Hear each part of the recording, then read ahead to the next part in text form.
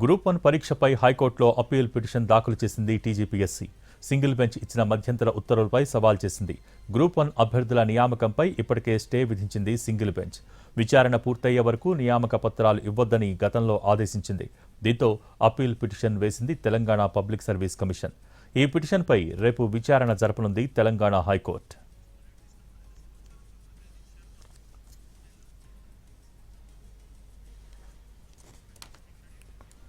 Group 1 పరీక్షపై హైకోర్టులో appeal petition దాఖలు చేసింది టీజీపీఎస్సీ. సింగిల్ బెంచ్ ఇచ్చిన మధ్యంతర ఉత్తర్వులపై సవాల్ చేసింది. దీనికి సంబంధించి మోర్ డీటెయిల్స్ మా ప్రతినిధి శర్మ టెలిఫోన్ లైన్ ద్వారా అందిస్తారు. శర్మ, గ్రూప్ 1 అంశం పైన టీజీపీఎస్సీ చాలా ఛాలెంజ్ గా తీసుకుంది. నియామకాలను సక్రమంగా నిర్వహించాలి, నియామక పత్రాలు అభ్యర్థులకు అందజేయాలనేటువంటి విషయంలో చాలా పకడ్బందీ వ్యూహాన్ని అనుసరించింది. కానీ పిటిషనర్లు కొంతమంది అభ్యర్థులు హైకోర్టును ఆశ్రయించారు.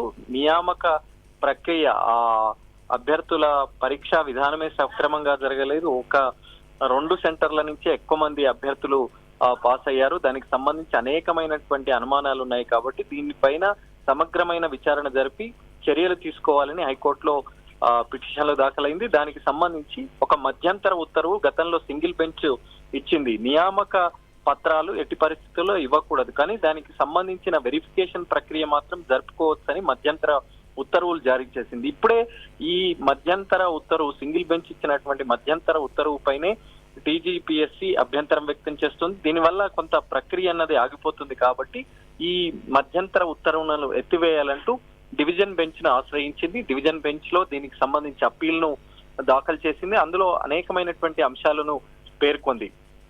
టీజీపీఎస్సీ నిర్వహించినటువంటి ప్రక్రియలో ఎటువంటి లోపాలు జరగలేదు, సక్రమంగానే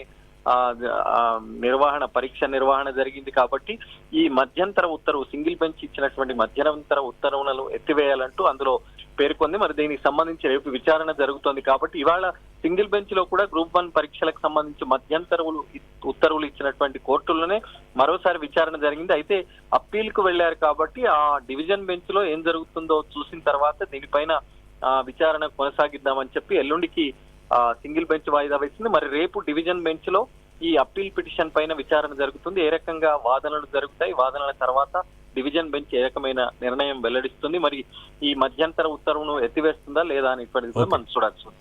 థ్యాంక్ యూ శర్మ.